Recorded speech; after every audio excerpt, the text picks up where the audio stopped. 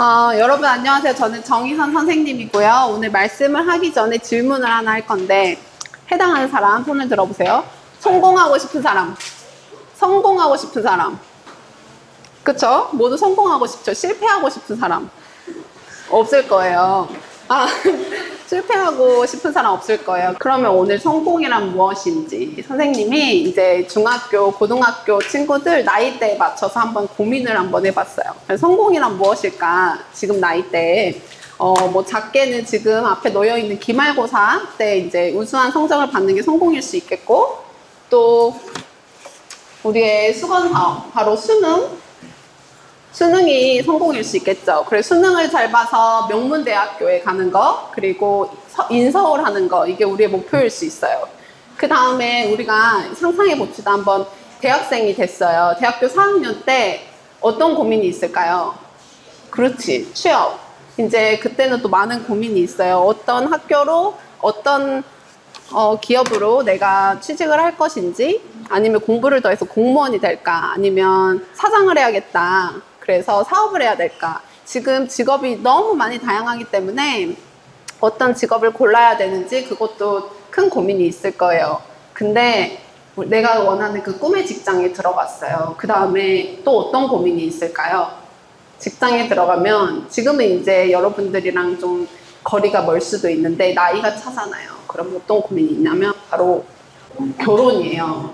결혼을 해서 지금은 안 느껴질 수도 있겠지만 어떤 배우자랑 결혼하고 어떤 삶을 살아야 될지, 이런 게 또 큰 고민입니다. 그래서 선생님이 생각해 본 결과 돈을 잘 버는 직장에 들어가기 위해서 공부를 열심히 하고 또 좋은 대학에 가고 좋은 직장에 가서 좋은 가정을 꾸리는 것, 그래서 어른이 된 나의 삶을 돌아보면 좋은 집도 있고 좋은 차도 있고 애들도 많이 낳고 이런 것들이 바로 세상에서 보는 성공의 의미입니다.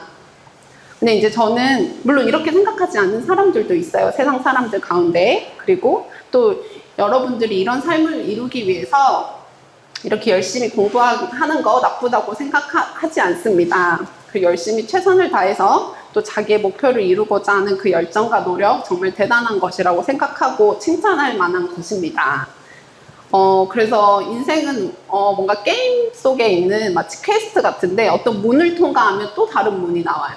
지금 수능, 뭐 학교 취직 이런 것처럼 또 다른 문이 계속 등장을 하는데 그 문마다 미션이 있고 우리는 선택의 갈림길에 항상 서 있어요. 그래서 문을 통과하는 게 중요한 게 아니라 그 문을 어떻게 통과하느냐, 그게 가장 중요한 거예요, 우리 인생 가운데. 그래서 오늘 내가 말하고 싶은 주제는, 그렇다면 세상에서 말하는 성공의 의미가 아니라 하나님이 보실 때 성공한 삶이란 무엇일까? 그거에 대해서 오늘 얘기를 하려고 해요. 여호수아 말씀을 이제 제가 적어놨는데 한번 다 같이 읽어볼까요? 시작!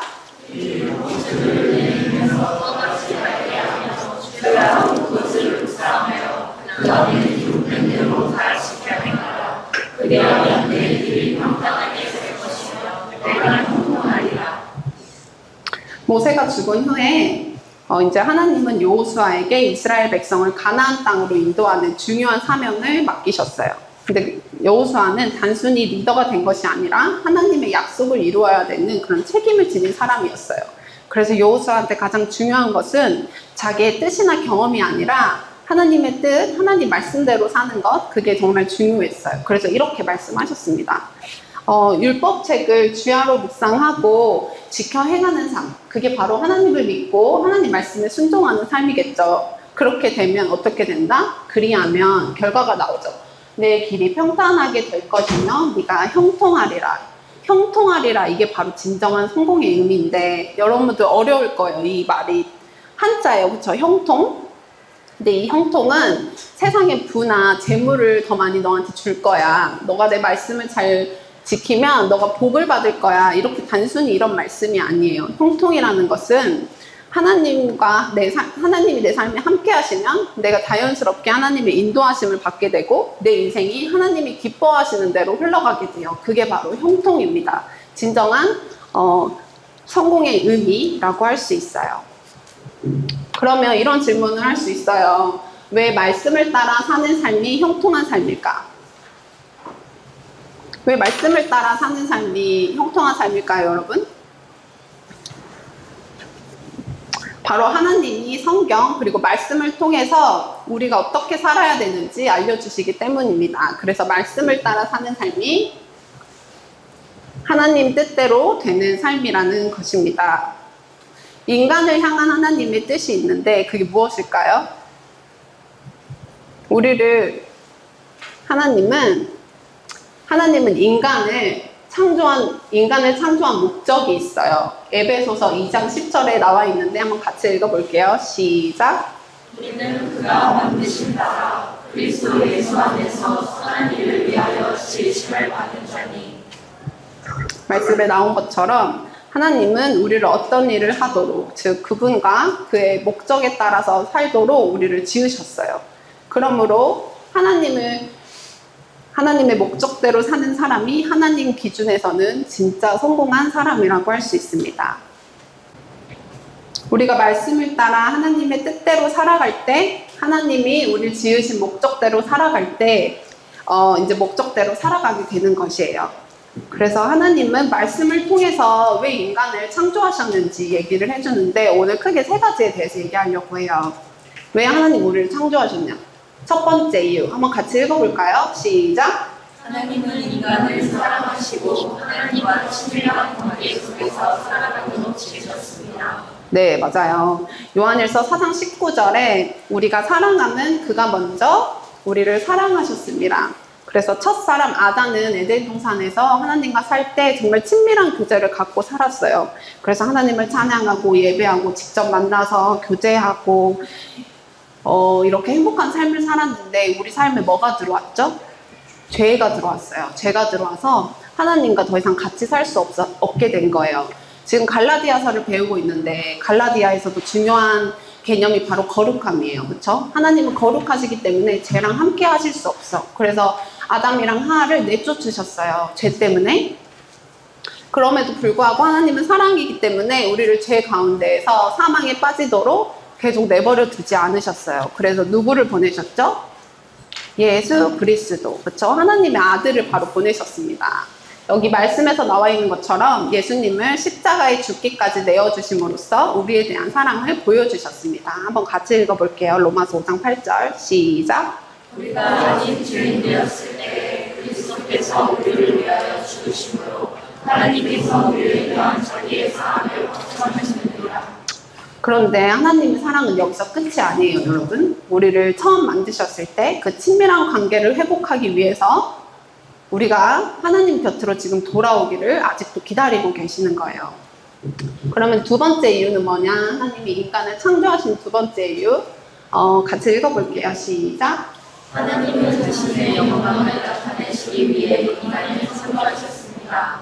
선생님 질문이 있어요. 우리가 과연 어떻게 하나님의 영광을 드러낼 수 있을까? 인간이 하나님의 영광을 드러낼 수 있을까요? 드러낼 수 있다, 없다? 있다, 손. 없다, 손. 아무도 없어요. 근데 든 사람은 되게 적었는데, 그죠? 바로 하나님의 형상을 따라서 우리가 지음을 받았기 때문에 우리가 하나님의 영광을 드러낼 수 있습니다. 여기서 많이 하는 착각이 있어요. 하나님의 형상을 따라 지음을 받았다고 하면 외적인 모습을 많이 생각할 수 있어요. 우리처럼 하나님은 눈과 코와 입이 있으세요? 없으세요? 없어요. 우리처럼 육체적 형상을 갖고 있는 분이 아니에요. 요한복음 4장 24절에 하나님은 영이시라라고 되어 있죠. 그러면 우리가 하나님의 형상을 따라서 지음을 받았다는 말은 외적인 모습과는 관계가 없고 내적인 성품과 관계가 있다는 말입니다. 어떤 내적인 성품? 하나님은 인격적이신 분이다라는 말을 많이 들어봤을 거예요. 그래서 우리도 그 성품을 본받아서 지음을 받았어요. 하나님처럼 그래서 우리는 사랑을 할 수 있고요. 선택을 할 수 있고 옳고 그름을 분별할 수 있고 그리고 관계도 맺을 수 있고 다른 사람을 돌볼 수 있는 그런 존재로 만들었습니다.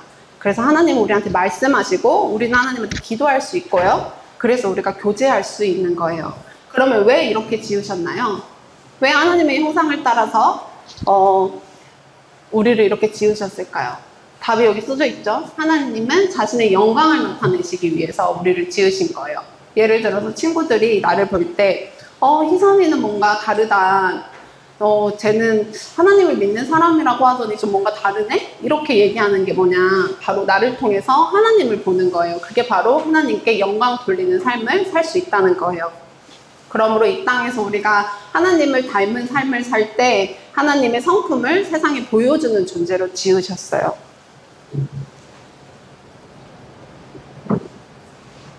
세 번째 이유, 하나님이 인간을 창조하신 이유. 한번 같이 읽어볼게요. 시작. 하나님은 우리를 하나님의 뜻을 이루는 청지기로 지으셨습니다. 오늘 말씀 잘 들었으면 청지기가 또 나왔는데 청지기가 어떤 뜻인지 아는 사람? 어렵죠. 청지기는 원래 주인의 재산이나 집안을 관리하는 사람입니다. 그러면 하나님의 청지기로 지으셨다라는 말은 인간은 이 세상의 주인이 아니라 하나님의 것을 맡아 관리하는 사람으로 지은 거예요. 청지기의 사명은 하나님께서 맡기신 것들을 잘 돌보고 하나님의 뜻에 따라 사용하는 그런 책임이 있습니다. 우리한테 많은 책임을 주셨는데 그 중에 하나를 가져왔어요. 말씀을 한번 읽어볼게요. 창세기 1장 28절 시작. 생육하고 번성하여 땅에 충만하라. 땅을 정복하라. 바다의 물고기와 하늘의 새와 땅에 움직이는 모든 생물을 다스리라 하시니라. 이 말씀처럼 하나님은 우리에게 자연과 생명을 다스릴 책임을 주셨어요. 그리고 또 복음, 그리고 하나님 나라를 전파하라 라는 그런 사명을 함께 주셨는데 청지기의 삶에 따라서 책임이 있어요. 그리고 마태복음 25장에 보면 달란트의 비유가 나와요. 보상도 우리가 받을 수 있고 또 하나님의 평가도 있습니다. 주인이 맡긴 달란트를 잘 사용한 종은 칭찬을 받을 수 있지만 우리가 아무것도 하지 않는 종은 책망을 받을 수도 있습니다. 그래서 우리가 하나님한테 받은 것, 어떤 것들이 있어요? 시간, 재능, 돈 이런 것들을 나를 위해서 쓰는 것이 아니라 하나님의 목적을 위해서 충성스럽게 써야 된다 라고 할 수 있습니다. 그래서 오늘 말씀을 요약을 해보면 하나님은 목적을 갖고 인간을 창조하셨기 때문에 창조 목적대로 사는 것이 바로 진정한 성공의 삶이다 라고 말할 수 있습니다. 한번 생각해 보세요. 하나님께서 우리를 지으신 목적이 분명히 있는데 우리가 목적대로 살지 않고 다른 것들, 예를 들어서 인기, 돈, 성적, 외모 이런 것들에만 집중을 하고 그것이 전부인 것처럼 살면 하나님이 보시기에 그게 성공한 삶일까요? 예를 들어서 여러분들이 지금 다 해외여행에 갔어. 근데 우리가 길을 모르잖아요. 그러면 보통 구글 맵을 많이 써요. 핸드폰을 켜서 구글 맵을 켰는데 이 길거리가 너무 예쁜 거예요. 가다가 애들이랑 사진도 찍고 길거리 사진도 찍고 근데 그럼 구글 맵을 못 보면 내가 어디로 가고 있는지 결국엔 엉뚱한 골목으로 들어가서 내가 정작 도착해야 될 그 목적지에 도달하지 못하게 되는 거예요. 그런 것처럼 구글 맵은 길을 찾으라고 있는 거죠. 근데 그 목적을 무시하고 엉뚱하게 쓴다면 제대로 된 여행을 할 수가 없습니다. 우리 삶도 마찬가지로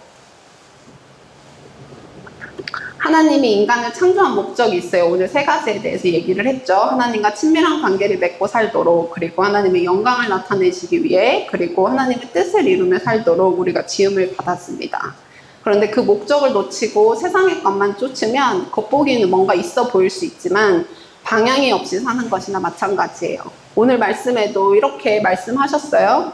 하나님을 안 믿는 사람이 열심히 사는 것처럼 불쌍한 인생이 없다. 왜냐하면 방향이 없으니까. 그런 말씀을 하셨는데 세상에 성공한 삶의 대부분의 기준이 돈이에요. 여러분 돈을 많이 벌고 싶죠. 여러분 다.